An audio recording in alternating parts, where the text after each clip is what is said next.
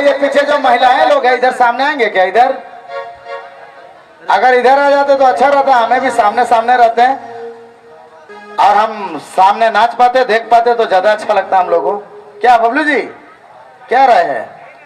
सब मैया छुआ मन हिने अगर आए नाचे वाले तो बहुत बगरा मजा लगी। तो रह जाए कि वो कंफर्टेबल है उधरे तो कोई दिक्कत ना है, लेकिन उन्हें नाचा कोई बात नहीं। अगर हिने पर्व होले ऐसा खा लीजिएगा पूरा साउंड के सामने और मजा है का। चलो ठीक है रेडी।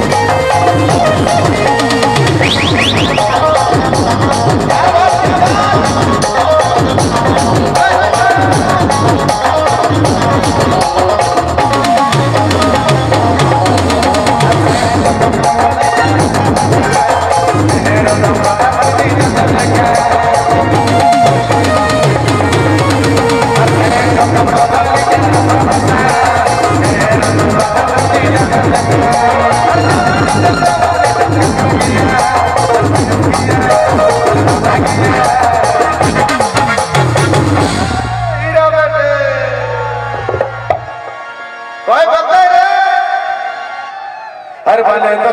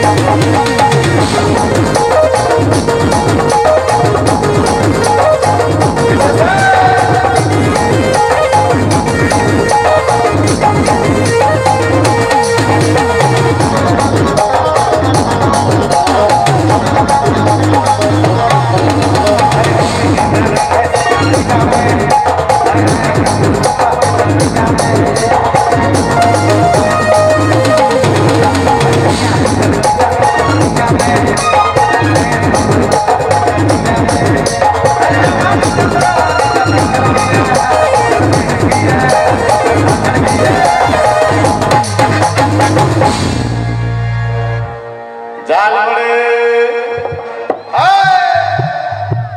5 का 10 का जाल मुड़े